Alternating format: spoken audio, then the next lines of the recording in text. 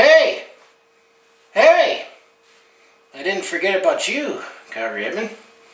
It's been, 362 days between games. Anyway, it's time to actually recap games. So it's time for another episode of...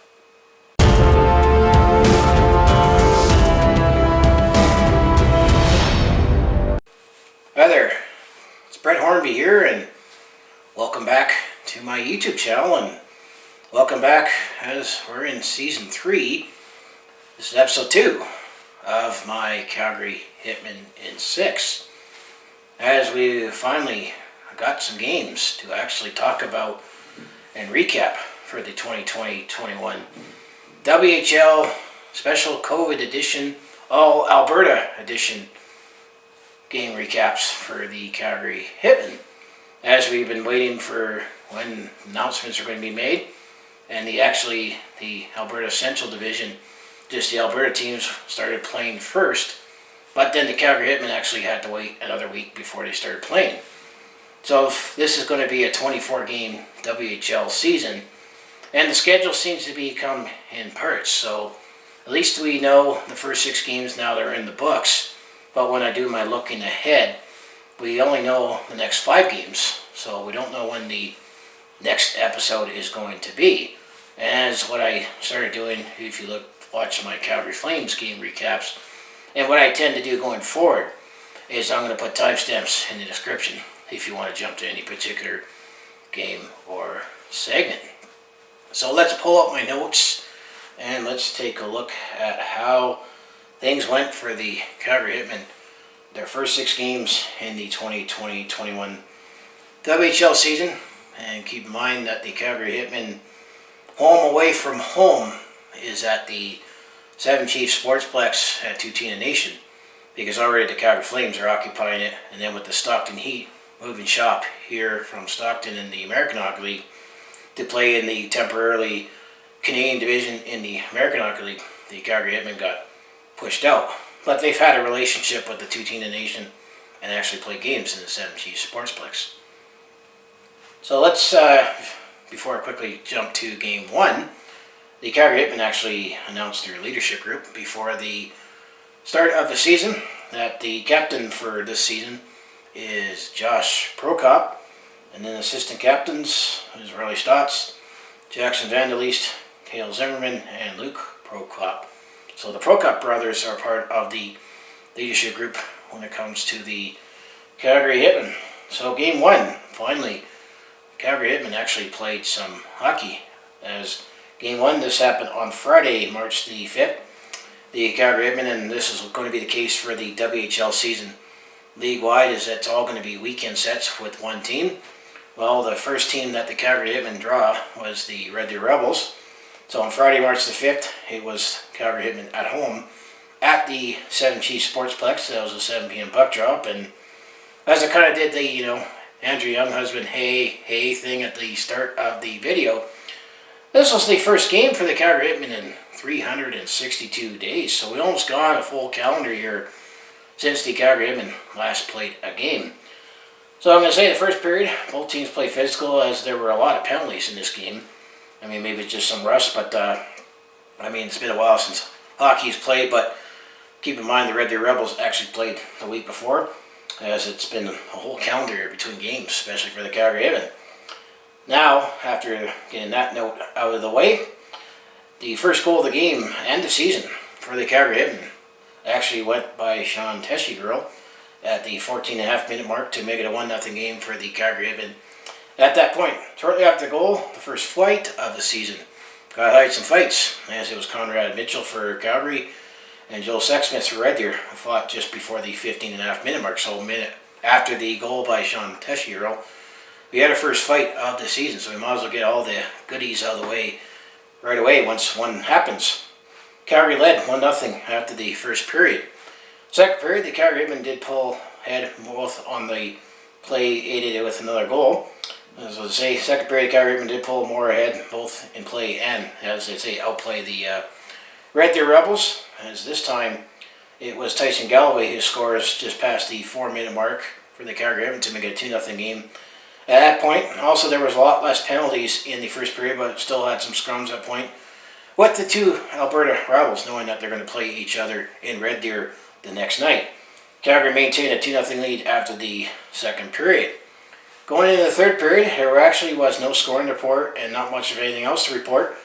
So the first game of the season, the Calgary Hitmen won this one 2-0. Calgary also outshot Red Deer 31-27 overall, and Braden Peters, who was in net for the Calgary Hitmen, made 27 saves for the shutout for his first shutout for the Western Hockey League, so congratulations to him. Well, it was Ethan Anders who made 29 saves for the Red Deer Rebels. So that was the first game for the Calgary Hitmen in well over a calendar year. So finally, we dropped the puck, and now we have games to talk about. So game 2, this now happened on the next night, on Saturday, March the 6th, as the scene shifts up the road in Red Deer at the Western Park Centrium. I think I got some names confused when I talked about the looking ahead to the first couple games that when we knew the schedule at the time.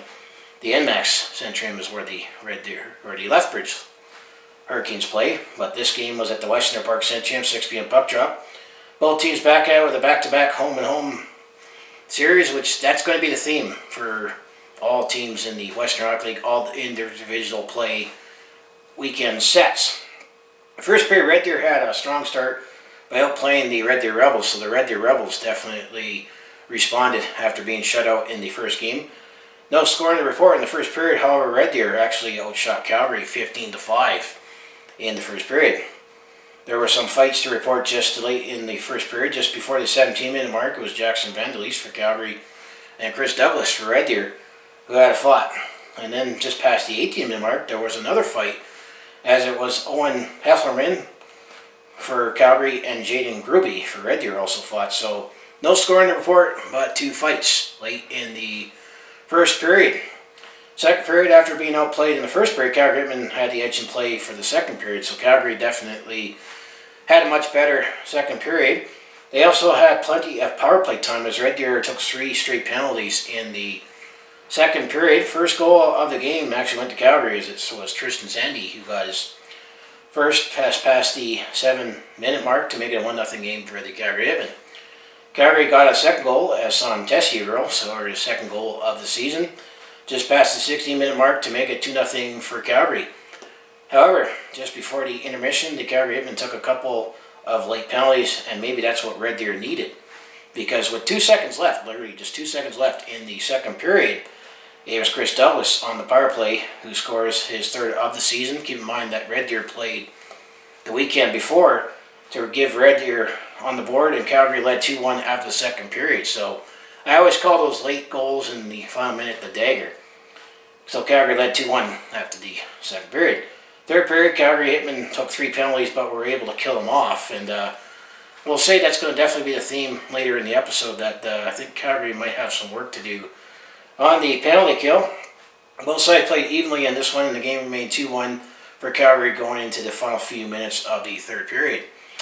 Red Deer actually was able to tie up the game, as it was Ben King who actually scores late, just past the 17.5-minute mark, so just under 2.5 minutes to go in the third period, to make it 2-2. There was no scoring afterwards, so as I say, for the first time this season, when it comes to the Calgary Hitmen, this one needs overtime. In overtime, Red Deer had the edge in play and had a couple shots in net. Calgary wasn't able to connect or generate any chances in overtime. As overtime was going into the final minute, the 3-on-3 overtime, Red Deer was able to put away at exactly 4:06. So in the final minutes, it was Arshdeep Baines who scores the winner for Red Deer. So Red Deer takes this one 3-2. So after Calgary takes the first game, Calgary lost this one overtime. So they took out 3 out of 4 possible points. The Red Deer Rebels. The shots were actually 34 even apiece, but Red Deer had 3-0 in overtime. And the only player that had a multi-point game on the ice for both sides, well, was Chris Leslie, or Chase Leslie, I meant to say, for the Red Deer Rebels. He had 2 assists. Now when it comes to the goaltending story game, it was Jackman Naughton who was in net for Calgary, who made 31 saves, while it was Ethan Anders who made 32 saves for Red Deer. So that was game 2, and that was the first set with the Red Deer Rebels. So game 3, this happened on Friday, March the 12th. Now we have the first of 3. So in this case, we have a 3-game set all with the Medicine Hat Tigers. So now this is the Medicine Hat Tigers we have. So game 3, this was at the Seven Chiefs Sportsplex. It was a 7:30 puck drop. Medicine Hat was now on the schedule. First period, it showed that Medicine Hat Tigers were going to be a much tougher opponent, I would say, for the Calgary Hitmen, just based on how things went in this weekend set. The first goal of the game actually went to the Medicine Hat Tigers. It was Brett Kemp, who scores his second of the season at exactly 11:45 to make it 1-0 for the Medicine Hat Tigers. Then shortly after a Calgary penalty on Jackson Vanderleest, Cole Clayton, he definitely had a big game in this one. On the power play, scores his second goal just before the 16-minute mark. So now Medicine Hat had a 2-0 lead at this point in the first period. And that's how things stood after the first period, as the Medicine Hat Tigers had a 2-0 lead after the first period. Second period, the Calgary Hitmen took an early penalty in the opening minutes. So Calgary definitely got some penalty trouble, and this is where I feel that the penalty kill definitely needs some work. Well, guess who scored again for the Medicine Hat Tigers? It was Cole Clayton for Medicine Hat. Scores again on the power play just past the 2-minute mark. So now Medicine Hat had a 3-0 lead early in the second period. Calgary was actually able to find again on the board as Riley Schroeder-Schultz for Calgary scores his first to make it 3-1 for Medicine Hat at the 7.5-minute mark. So at least Calgary got back within one. At that point, then Medicine Hat regains their 3-goal lead late in the second period, as it was Caleb Williams for the Medicine Hat Tigers scores his first at exactly 16:49. And now Medicine Hat has a 4-1 lead, and after the second period, with this game being wide open for both sides, Medicine Hat had a 4-1 lead after the second period. Third period, the Calgary Hitmen took an early penalty 40 seconds in, giving Medicine Hat an early power play. And just like before, it was Cole Clayton who scores again, just past the 2-minute mark with the hat trick, all on the power play. So Medicine Hat now had a 5-1 lead. However, Calgary was able to get a goal back to get within 3, a field goal if this was a football game, as it was Josh Prokop who scores his first just past the 4-minute mark to make it 5-2 for the Medicine Hat Tigers at that point. However, Medicine Hat regains their 4-goal lead, as it was Carson Horpool scores his fourth at exactly the 7-minute mark to make it a 6-2 game for Medicine Hat at that point. There was no more scoring to report in this one, so Medicine Hat takes the first game in this 3-game weekend set by defeating the Calgary Hitmen 6-2. However, the Calgary Hitmen actually outshot the Medicine Hat Tigers 41-33 overall, so it was wide open at points, especially when it was 5-5, but I'm going to say Calgary definitely got into some penalty trouble in this one. Who led the way for the Medicine Hat Tigers? Well, it was Cole Clayton, who had 3 goals for the hat trick, all on the power play. Brett Kemp, who also had a big game, he had 4 points with a goal and 3 assists. Carson Horpool had a goal and 2 assists, and then there was Ryan Chinowski, who also chipped in with 2 assists for Medicine Hat. So when it comes to the goaltending story of this game, it was Braden Peters who made 27 saves for Calgary. Well, it was Garen Borkland who made 39 saves for Medicine Hat. So that was game number 3. Game number 4, this happened the next night on Saturday, March the 13th, as now the Calgary Hitmen and the Medicine Hat Tigers went down the Trans-Canada Highway to the Co-op Place, 7 p.m. puck drop, so the game now is in Medicine Hat. Second of 3 in this set. Calgary Hitmen was hoping for a better night, and actually it looked good very early, as the first goal came 56 seconds in the first period, the opening game, or a minute I should say, as Josh Prokop gets his second, and Calgary took an early 1-0 lead. However, Calgary also took an early penalty after the opening goal, and Medicine Hat tied it up shortly after, as Eric Van Imp who gets his second just past the 2.5-minute mark. So we had a couple goals early, so it's 1-1 at this point. Calgary Hitmen penalty kill not off to a great start, as I would say, especially when they got burned the previous game. After a couple goals within the first 3-minute mark of the first period, there was actually no more scoring, and the wide open play continued from both sides, so the game was tied 1-1 after the first period. Second period, the wide open play continued for both sides when it was 5-5. However, Zach Funk took a slashing penalty just past the 6.5-minute mark for Calgary to put Medicine Hat on the power play.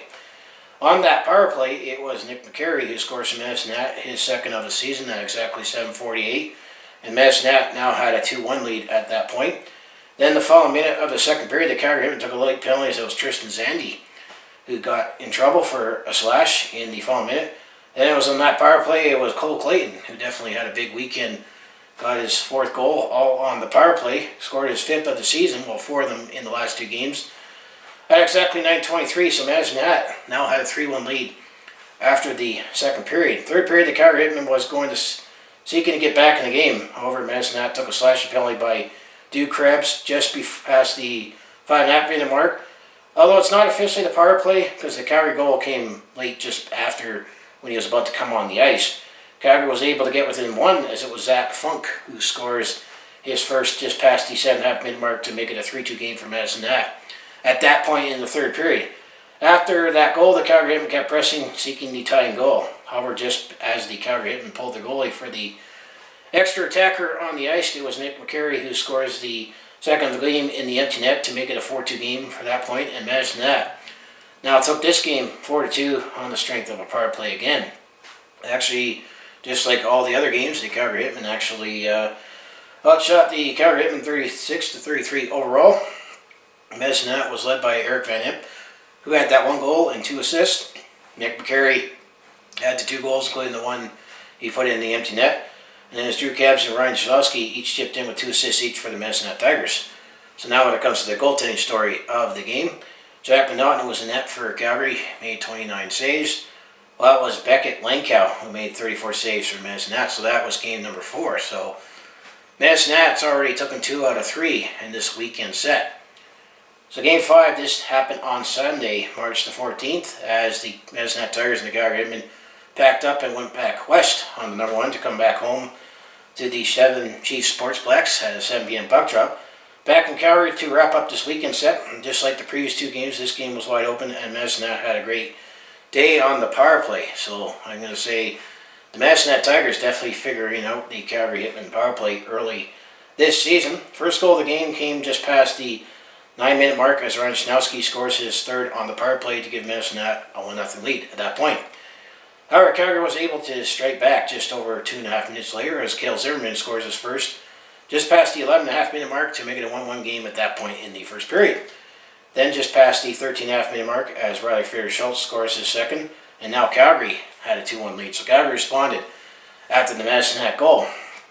Then in the final minute of the first period, it was Jackson Van Der Leest, you guys' first of the season, and Calgary actually takes a 3-1 lead, and then it was 3-1 for Calgary at the intermission. So this game definitely was looking better for the Calgary Hitmen after having a tough couple games against the Medicine Tigers earlier in the weekend.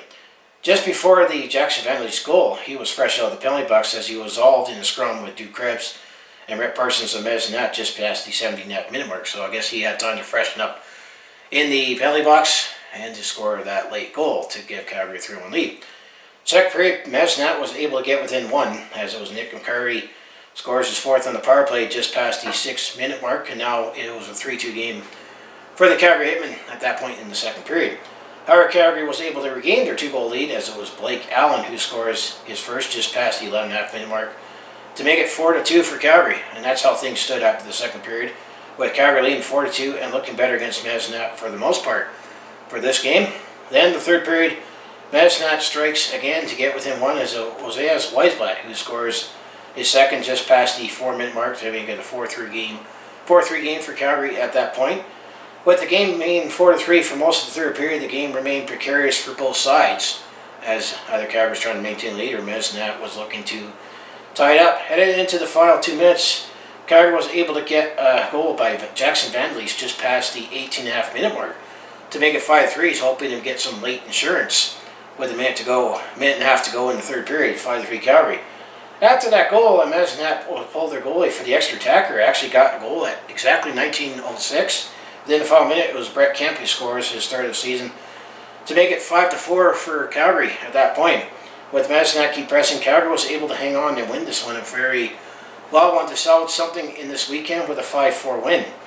Shots were 41 apiece, so as I said, the wide open play definitely continued for all 3 games for the Calgary Hitmen and the Medicine Tigers, as Calgary was led by Jackson Van Der Leest who had 2 goals, and there was Cale Zimmerman who also had a goal and an assist. Medicine was led by Brett Kemp, Ryan Janowski, and Nick McCary each had a goal and assist. Cole Clayton definitely has had Calgary Hitmen's number early in this season. Chipped in with 2 assists. And when it comes to the goaltending story of the game, it was Braden Peters who was in net for Calgary who made 37 saves. Well, it was Garen Bojorklund who made 36 saves for the Medicine Tigers.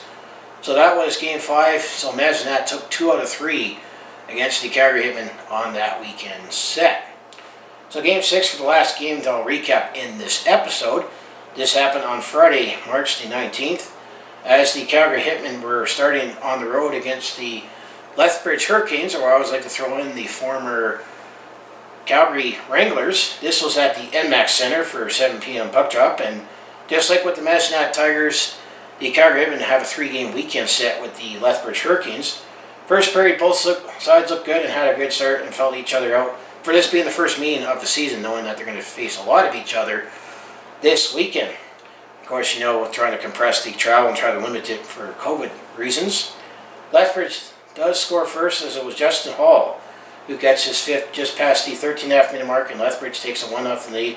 And that's actually how things stood after the first period, as the Lethbridge Hurricanes took a 1-0 lead after the first period.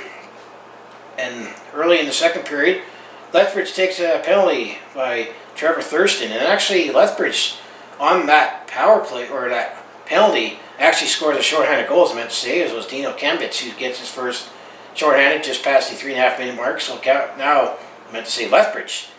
I wish I would say Calgary, but Lethbridge at this point had a 2-0 lead. And that's actually how things stood after the second period, as this game was mostly played 5-on-5 of no fighting to no, but Lethbridge had a 2-0 lead after the second period. Third period, I would say the Calgary Hitmen did press back, looking to get back into the game. And the Calgary Hitmen eventually were able to get on the board, as the first goal by Luke Prokop just passed the 13.5 minute mark. So we had to wait till into the second half of the third period to make it a 2-1 game for Lethbridge.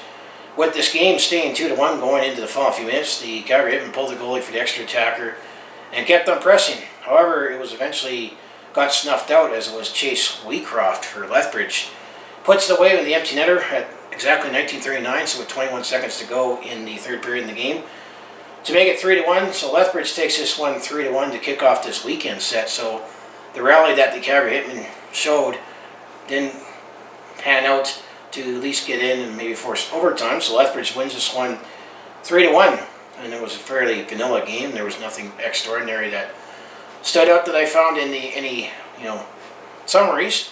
So when it comes to the shots, Calgary did outshoot Lethbridge 35-29. So Calgary has no problem outshooting the opponents so far this season. So when it comes to the goaltending story, it was Brian Peters who made 26 saves for Calgary. Well, it was Brian Thompson who made 34 saves for Lethbridge. So after 6 games, the Calgary Hitmen are 2-3-1 for 5 points, and they're 4th in the Central Division, and we're only playing 4 teams this season for the All-Alberta Division, if you can call it. The All-Alberta Division. And the thing that I'll put, just like I've done for the Calgary Flames, since the Calgary Flames are only playing Canadian teams in the North All-Canadian Division, I'll have the tally for each season series for Calgary versus teams in Alberta. So let's just quickly look at stats and standings. This is going to be fairly quick because we only played 6 games. I mean, right now, if it's worth noting that Josh Prokop right now is leading the Calgary Hitmen in scoring. In 6 games, he has 2 goals, 3 assists for 5 points. And then Riley Fritter-Schultz in 6 games has 2 goals, 2 assists for 4 points. And then basically that's everyone else. There's a big gap between 3, 2, 1 points. So you can look at hitmanhockey.com. So that's just a quick player stats. I mean, it's still fairly very early to take any stock in anything. I mean, the West Division, well, they just started with Seattle, Tri-City, and Portland each playing a game. The BC Division has not started yet. And then the Central Division has actually played the most games. And then you have the East Division, which has the Saskatchewan and Manitoba games, or teams, where Saskatoon, Winnipeg, Moose Jaw have already played a few games as well. So when it comes to the Central Division, well, so far, the Edmonton Oil Kings in 5 games are 5-0 as of this. And then the Medicine Tigers are second, as Edmonton has 10 points. Lethbridge, after 7 games, are 4-3 and 0 for 8 points. And then Lethbridge, Medicine 4-3. Medicine second. Lethbridge is, after 6 games, are 3-3 for 6 points. And then the Calgary Hitmen, as mentioned, after 6 games, they are 2-3-1. So that's how it looks right now, just with the all Alberta Central Division. So now when it comes to the season series so far, well, Calgary has not played the Oil Kings yet, so it's all zeros. The Lethbridge Hurricanes, well, we only have that one game and a loss. The Madison Tigers, well, we've already played 3 games. They're 1-2-0. And then the Red Deer Rebels were 1-0-1 from that first weekend. So now to look ahead here, well, so far, as I say, the schedule's only been pieced out. Because when if you look back on episode 1, we only knew the first 2 games of the regular season, as the league has only been putting out the schedule in 2-week segments. So at least we know the next 5 games, but there'll be game 12 to be determined. Probably won't be until the Easter weekend. And then after that, that's when I'll do episode 3 to recap the next 6 games. So game 7 will be the next night, Saturday, March the 20th, as the Calgary Hitmen will continue their weekend set with the Lethbridge Hurricanes. This will be in Calgary at the Seven Chiefs Sportsplex, 7 p.m. puck drop. Game 8, this will happen on the next night, on Sunday, March the 21st, as the Calgary Hitmen will be going back to Lethbridge to take on the Lethbridge Hurricanes. That will be a 7 p.m. puck drop at the NMAX Center. And then the following weekend, for Game 9, will be on Friday, March the 26th. This will definitely be a big test, because the Edmonton Oil Kings were one of the top teams last season, and so far they're 5-0. Well, on Friday, March the 26th, the Calgary Hitmen will now take on the Edmonton Oil Kings. The first game will be in Edmonton at the Downtown Community Arena, 7 p.m. puck drop, just beside Rogers Place. And then Game 10, this will be on the next night, on Saturday, March the 27th, as the Calgary Hitmen will be at home with the Edmonton Oil Kings. That'll be a 2 p.m. puck drop at the Seven Chiefs Sportsplex, so some afternoon delight. Then Game 11 will be on Sunday, March the 28th, as the Calgary Hitmen and the Edmonton Oil Kings will go back up to QE2. And this will be a 4 p.m. puck drop at the Edmonton Community Arena. And we don't know Game 12 yet, because the schedule has not been released, but I'm assuming they might be playing Good Friday or Easter weekend. So I guess Easter weekend will be the next week episode for my Calgary Hitmen in 6. So that's what I have for the first episode. It's been a year since we've actually recapped and talked games for the Calgary Hitmen, and I'm still not too sure what is going to be in store for playoffs.